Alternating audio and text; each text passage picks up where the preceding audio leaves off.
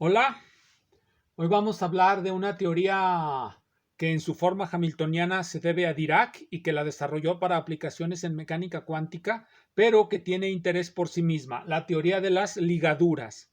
El nombre de ligaduras es el nombre que le da el traductor español de la obra de Dirac que se llama Lecturas de Mecánica Cuántica y que vienen en este libro a partir de la página 1160.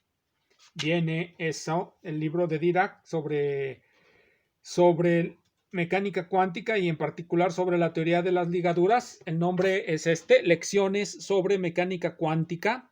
En este libro dice que es una selección, pero en realidad pues está todo lo fundamental, prácticamente está todo el libro, faltando alguna cosa realmente irrelevante. Bien, la teoría de las ligaduras se puede plantear en forma muy general de la siguiente manera. Vamos a suponer una función y lo vamos a plantear de la forma más sencilla. Vamos a suponer una función que va de Rn a R. Esta función entonces va a tener la siguiente forma. Vamos a darle este valor, un número constante cualquiera. Va a ir de un punto de Rn a un punto de R. En general va a ser sobre un subconjunto de Rn a un subconjunto de R. Ahí simplemente lo pongo para que quede más o menos claro. Dada esta función, nosotros vamos a suponer que va a estar sujeta a la siguiente situación. Vamos a introducir un conjunto, que este es el conjunto de las ligaduras. Va a ser así, el conjunto de todos los puntos X elementos de Rn, tales que la función esta, y ya voy a utilizar esta notación, le voy a colocar a estos cuando sea necesario y para abreviar simplemente X. Entonces este va a ser el conjunto D. Con esta notación ya podemos nosotros plantear el problema que nos interesa atacar. ¿Cuál es la forma, si es que podemos darle alguna, a una función tal que en la intersección de todas las ligaduras sea cero?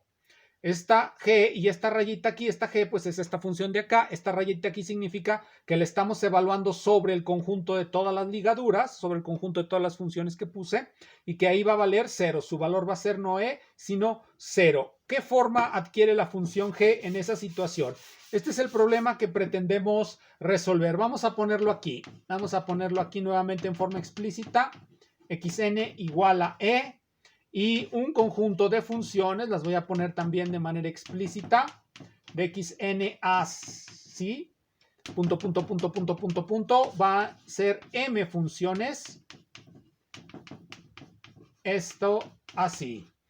Esto define al conjunto que puse ahí, la intersección de todos esos conjuntos D que puse ahí. Esto define un conjunto, pues, sobre Rn. Es un subconjunto de Rn. Lo voy a escribir así para abreviar I de I como subconjunto de Rn. Este subconjunto definido por las funciones que puse ahí es el subconjunto en el que queremos analizar el comportamiento de esta función. Vamos a suponer que esta función en este subconjunto es 0. Una vez que conocemos eso, ¿qué valor o qué forma le podemos dar a esta función? Para eso vamos a hacer un truco, o más que un truco, una técnica muy importante. Vamos a introducir un nuevo conjunto de variables de esta manera, así. xn. Por supuesto, estas variables son solamente m en número menor que n, porque m es el número de lo que vamos a llamar y ya hemos llamado constricciones. Una vez que colocamos esto ahí, vamos a establecer la siguiente condición muy sencilla. Voy a borrar esto de aquí. Voy a colocar mis constricciones phi1 hasta phi m. Y voy a sugerir que en la región que nos interesa va a ser diferente de 0 el jacobiano. Esto nos da las condiciones para la aplicación del teorema de la función implícita. Es diferente de 0 el jacobiano y por lo tanto nosotros podemos despejar, voy a acomodarlas de esta manera. Podemos despejar y les voy a poner así H1, Y1, YM xm más 1, hasta xn. Podemos hacer este despeje para m variables x.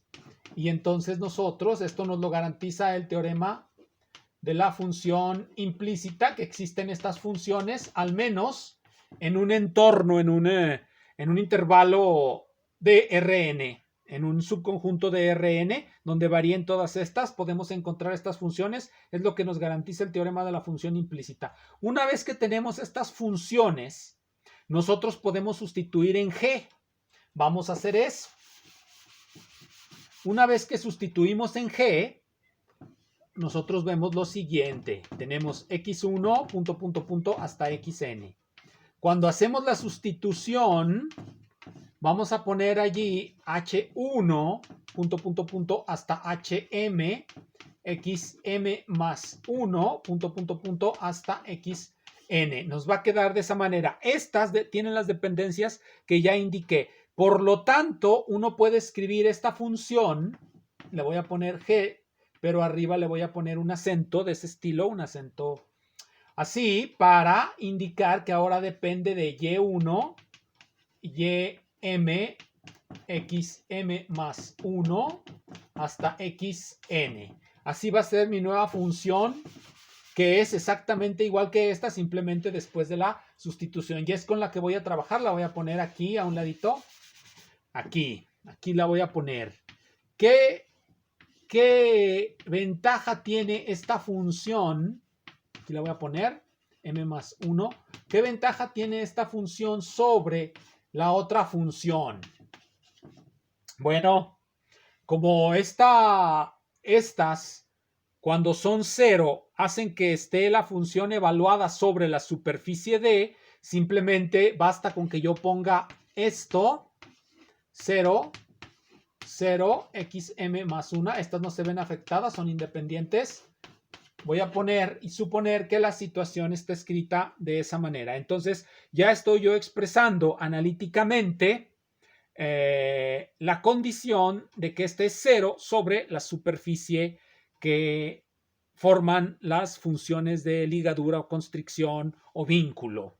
Bien, entonces ya teniendo claro eso, voy a hacer la siguiente técnica. Ya tengo pues esa técnica aquí. Voy a escribir lo siguiente. G con el acento se puede escribir como una integral. Así vean.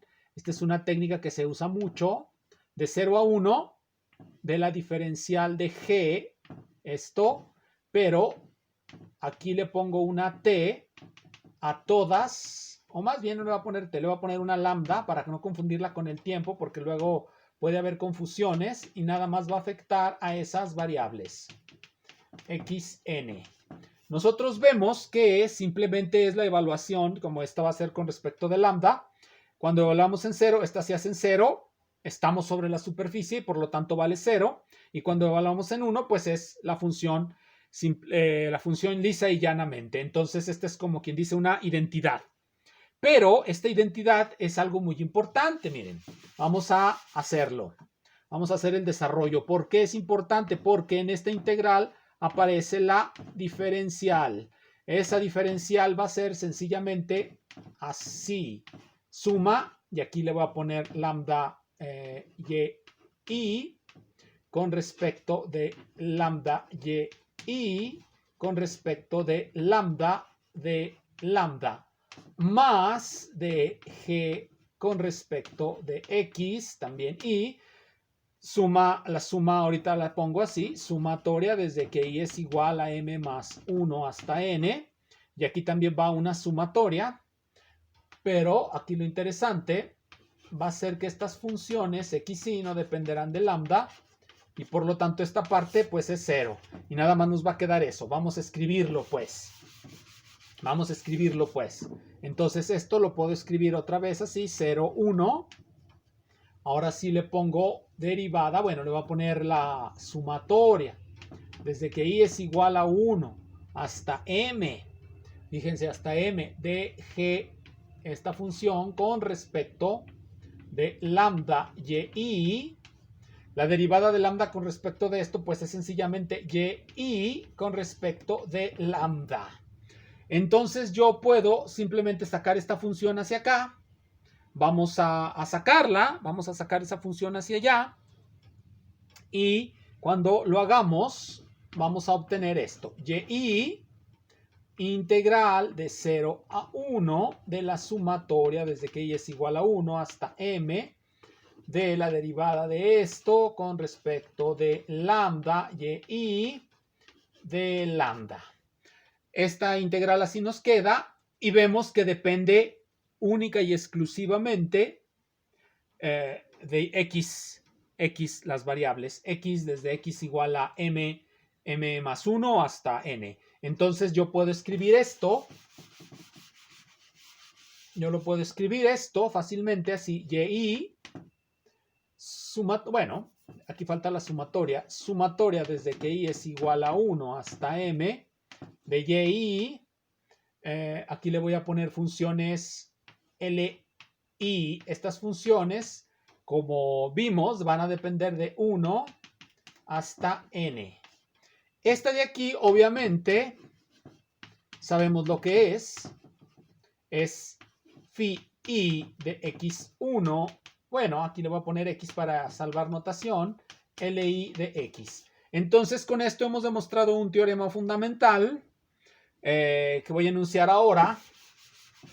Es muy sencillo ese teorema.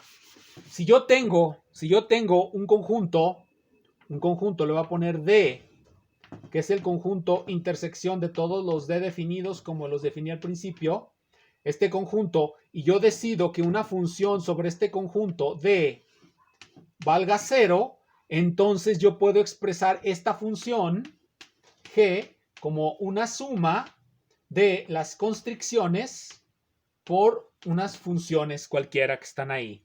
Entonces yo la puedo expresar de esta manera y cuando caiga aquí, pues sencillamente como estas son 0 sobre esta superficie, entonces esta también va a ser 0. Pero en general yo la puedo expresar de esta manera. Entonces, este teoremita tan sencillo que vimos y cuya demostración local, porque es una demostración local, nos permite echarle un vistazo a la teoría de los multiplicadores de Lagrange. Nosotros sabemos que si tenemos una función, vamos a poner nuevamente G, esta es nuestra función objetivo, y queremos maximizarla o minimizarla sujeta a una serie de constricciones. Para maximizarla o minimizarla, nosotros tomamos las derivadas y las igualamos a 0. ¿Dónde van a ser 0? Sobre el conjunto de todas las constricciones. Así de simple va a ser esto. También esta va a ser 0 sobre el conjunto de todas las constricciones. Entonces, ¿qué obtenemos? Si ponemos, la constricción, cuando es libre no ponemos D, cuando es un problema de máximos y mínimos libres no ponemos un conjunto donde se haga 0. Entonces nosotros este problema lo podemos de inmediato así, G lo podemos escribir como igual a 1 hasta n por, generalmente le llaman multiplicadores de Lagrange y le ponen una lambda. Entonces así nos queda. Y cuando lo queremos someter a máximos y mínimos, pues nos queda de esta manera. El siguiente paso sería demostrar que efectivamente los multiplicadores de Lagrange, las funciones multiplicadoras de Lagrange, tienen las condiciones necesarias suficientes para que sus derivadas sean 0. Pero bueno, eso ya sería cuestión de verlo en otra situación. Vamos pues a ir al siguiente teorema que nos interesa. Ya tenemos uno. ¿Qué nos dice este teorema? Lo voy a poner aquí. Teorema local de representación. Si G es igual a 0 sobre D, entonces G se puede escribir como esto. Le puse H así. Se puede escribir así, donde estas definen este conjunto de la manera como ya dije. Este es el primer teorema y ya vimos su demostración local. Para una demostración global, pues hay que saber más topología, lo que se llama particiones de la unidad. Hay un librito, Primeros conceptos de topología de Chin y Steenrod. Este librito trata de demostrar de manera global, y así es como comienza, los teoremas de la función implícita. Los teoremas de la función implícita vienen en cualquier libro de cálculo avanzado. Por ejemplo, este se me hace muy, muy bueno, el de Sokolnikov, en el último capítulo, es donde trabaja, me parece que es el último capítulo, donde trabaja lo que se llama funciones implícitas, y ahí explica, si es el capítulo 12, ya el último, y explica pues lo que son las condiciones analíticas para construir las funciones implícitas. El problema con estos métodos es que requieren hipótesis de diferenciabilidad. Los métodos que les van a enseñar Chin y Steenrod ya no requieren de los métodos de diferenciabilidad porque lo hacen con conceptos puramente topológicos, compacidad, conexidad y demás cosas. Entonces ya tenemos este teorema local. Vamos a buscar otro teorema local que va a ser muy importante en la teoría, en la construcción de la teoría. Vamos a lo siguiente. Miren, nosotros tenemos una función. Vamos a poner nuestras funciones de constricción de esta manera, así. También tenemos entonces el siguiente conjunto, porque vamos a suponer hipótesis de diferenciabilidad. Así, entonces tenemos estas m ecuaciones y por supuesto tenemos estas otras también m ecuaciones. Cuando las vemos así, nosotros nos damos cuenta que los diferenciales, los desplazamientos infinitesimales, pues en realidad no son independientes unos de otros, sino que están vinculados por esta relación lineal. Lo que es siempre interesante es que los espacios tangentes siempre, aunque estas sean funciones no lineales, los espacios tangentes son tales que, pues, son lineales, vean. Entonces, vean la forma en cómo aparecen los desplazamientos y en cómo están acomodados. Este es un sistema lineal de ecuaciones. Entonces están así relacionados los desplazamientos cuando están dadas estas funciones. Por lo tanto, si escribimos nuestra función que queremos maximizar o minimizar o lo que tengamos en mente, también aquí están los desplazamientos relacionados por esto. No podemos hacer cero las derivadas. Por eso se introducen los famosos multiplicadores de Lagrange para dar cuenta de esto que está aquí.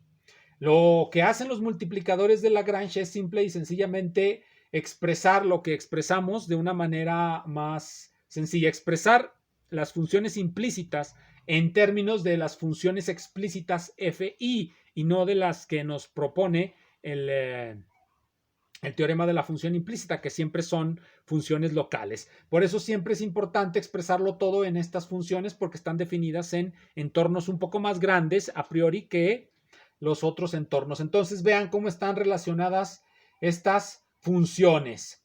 Nosotros entonces generalmente se les dice, vamos a multiplicarlo aquí por un multiplicador y vamos a sumarle esto acá con esto y obtenemos las condiciones para máximos o mínimos con multiplicadores de Lagrange.